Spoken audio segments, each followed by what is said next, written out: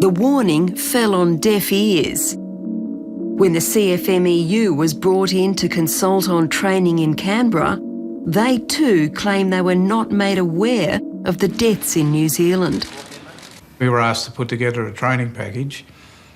One would hope that all contingencies would be covered. Well, that would be a contingency, wouldn't it? Electrocutions in New Zealand, you'd want to know about it? It is. I mean, the death of any worker is a tragedy. So the training development was a work in progress? No, the whole rollout of the thing was.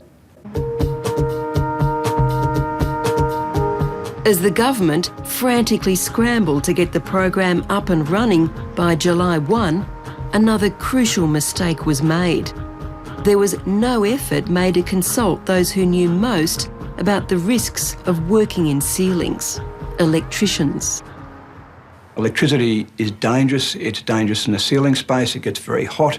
You've got cables that over the years the insulation will crack and you'll have live conductors there. That's well known to everybody in our industry, but apparently not to those people who were putting the program into place, because there wasn't a proper risk assessment for the existing electrical installation in the ceiling space. In early March 2009, the National Electrical Communications Association, NECA, wrote to Environment Minister Peter Garrett, warning him there would be electrical hazards, including fires. The letter said, "Light fittings run at very high temperatures, and the incorrect installation of thermal insulation nearby has been the cause of many fires throughout Australia." We also warned them of the very real electrical and fire dangers that may exist under the program unless there was adequate training by the installers of the insulation. And what was the response from Minister Garrett? The response from the Minister was essentially, yes, we know about this and we've put appropriate training programs in place, or we will put them in place, and that we will put NECA on the list as a stakeholder for the program. But the invitation to be involved in further consultations never arrived. The concerns had been duly noted and filed. In the first few months of the program, the number of registered installers soared to over 10,000. The home insulation program had gone off like a rocket. In Queensland, thousands of roofs were being retrofitted with foil insulation. In September and October, the Master Electricians Association began fielding calls from members concerned about the deadly combination of metal staples and foil insulation. By early October, the association's head, Malcolm Richards, could no longer remain silent. He wrote to Minister Garrett, warning him there could be a fatality if foil wasn't pulled from the program. Very quickly, early on in the program, we did notice reports coming through our membership of staples in cables. Before the first death, we had multiple reports of safety switches tripping and other faults being found caused by staples. We were very concerned about that, and we were communicating with the federal government, in the process of communicating with the federal government when the first death actually occurred. So you were giving the government this advice before Matthew Fuller died? They didn't receive that advice, unfortunately. I scripted a letter to Minister Garrett that was in my out tray the day I heard about the fatality and had to rewrite it again, obviously, with the fatality. But it was in the weeks leading up to the first death we received numerous reports from our members of staples driven into cables. The letter arrived too late to save Matthew Fuller, but Four Corners can reveal there were people in the Environment Department trying to warn their superiors of the risks of electrocution and fires. Four Corners spoke to a department insider who says these warnings were made to senior bureaucrats. We cannot reveal the insider's identity.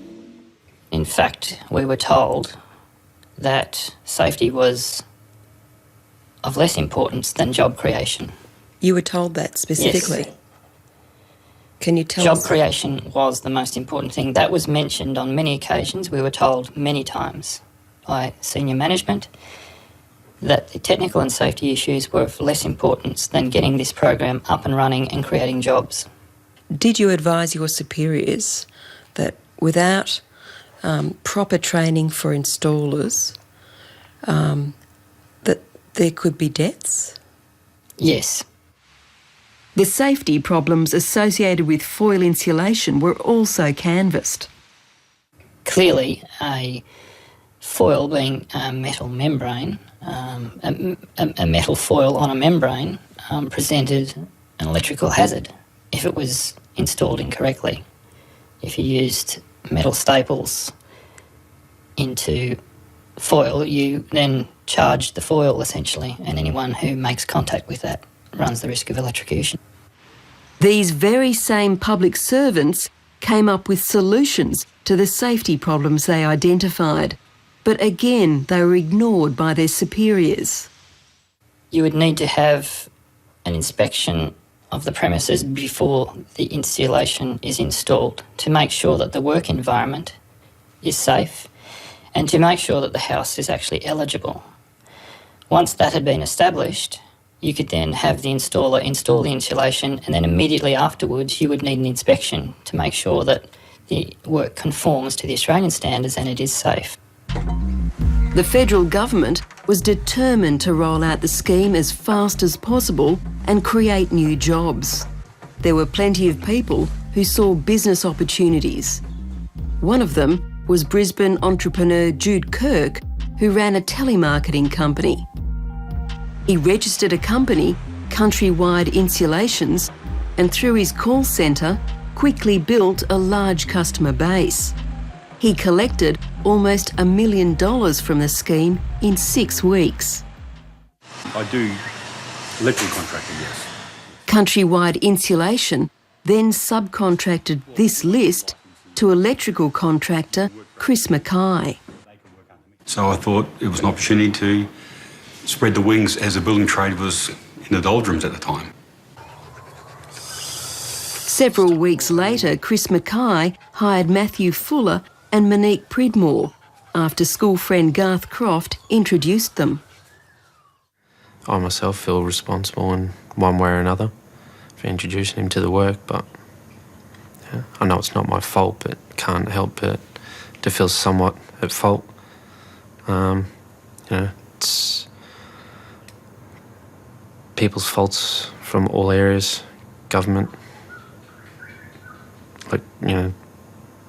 probably the company I worked for, especially seeing they were electricians by trade as well, knowing the clear dangers that we're going into. Monique and Matthew were sent into the roof at Buttercup Close Meadowbrook without turning the power off, oblivious to the dangers.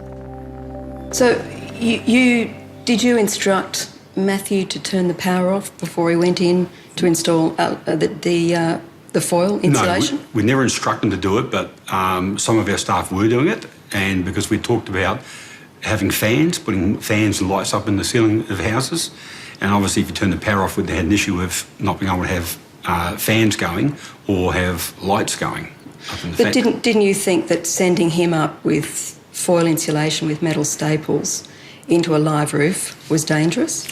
Well, no, I didn't. I didn't. Right, Kurt, I'm ready for a continuity test. Okay, testing now. For most electricians, turning off the power is the #1 rule before entering a roof space. Okay, next sheet. Kurt Adler is a master electrician who is now inspecting roofs in Queensland that have been insulated with foil. Is there any way you think that 2 young people should be able to go into a roof, lay foil insulation with a metal staple gun and not turn the electricity off as well? I'm absolutely floored that anyone would get into a ceiling without actually having to do that. And not only that, it should have been a requirement to turn the power off to the entire house via the primary fuse that's actually on the street. What risks did you say they were? Electric shock.